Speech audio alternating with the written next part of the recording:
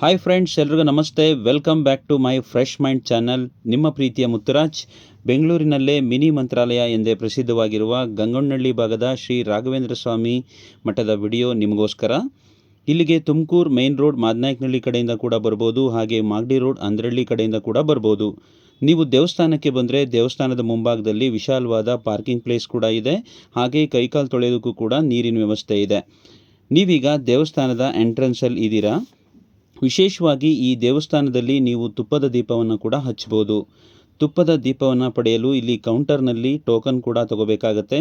ನಂತರ ದೇವಸ್ಥಾನದ ಪ್ರದರ್ಶನ ಮಾಡಿ ನಿಮ್ಮ ಹರಕೆಯನ್ನು ದೀಪ ಹಚ್ಚುವ ಮೂಲಕ ಸಲ್ಲಿಸಿ ಧ್ಯಾನವನ್ನು ಕೂಡ ಮಾಡ್ಬೋದು. ಇಲ್ಲಿ ನಿಮಗೆ ಒಂದು ವಿಶೇಷವಾದ ಅನುಭವ ಕೂಡ ಆಗುತ್ತೆ.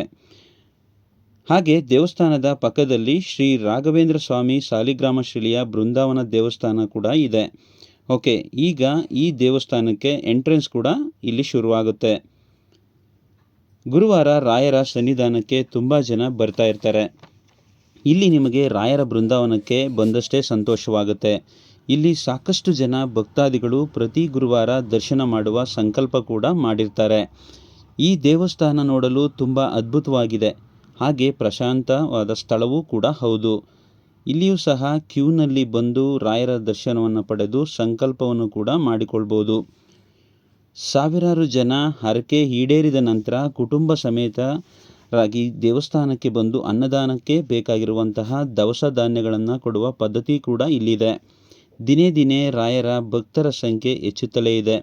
ಹಾಗಾಗಿ ದರ್ಶನ ಮುಗಿಸಿದ ನಂತರ ಬಹಳ ಮುಖ್ಯವಾಗಿ ರಾಯರ ಮಂತ್ರಾಕ್ಷತೆ ಕೂಡ ಈ ಭಾಗದಲ್ಲಿ ಕೊಡಲಾಗುತ್ತೆ. ಇನ್ನು ಸ್ವಲ್ಪ ಮುಂದೆ ಬಂದರೆ ನೆಕ್ಸ್ಟ್ ನಿಮಗೆ ಶ್ರೀವಲ್ಲಿ ಕಲ್ಪವಲ್ಲಿ ತಾಯಿಯ ಪೂಜಾ ಸ್ಥಾನ ಇದೆ. ಇಲ್ಲಿ ಕೂಡ ದರ್ಶನವನ್ನು ಮುಗಿಸಿ ಬಂದ ನಂತರ ದೇವಸ್ಥಾನದ ಒಳಭಾಗದಲ್ಲಿ ಪೂಜಾ ಭಂಡಾರ ಎಂಬ ಕೊಠಡಿ ಇದೆ. ಅಲ್ಲಿ ಸಾಕಷ್ಟು ಪುಸ್ತಕಗಳು, ಫೋಟೋ, ವಿಗ್ರಹಗಳು, ಪೂಜೆಗೆ ಸಂಬಂಧಪಟ್ಟ ವಸ್ತುಗಳು ಕೂಡ ದೊರೆಯುತ್ತವೆ. ಆಸಕ್ತಿ ಇರುವ ವ್ಯಕ್ತಿಗಳು ಇಲ್ಲಿ ಪರ್ಚೇಸಿಂಗ್ ಕೂಡ ಮಾಡ್ಬೋದು.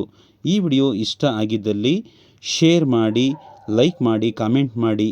Thank you so much.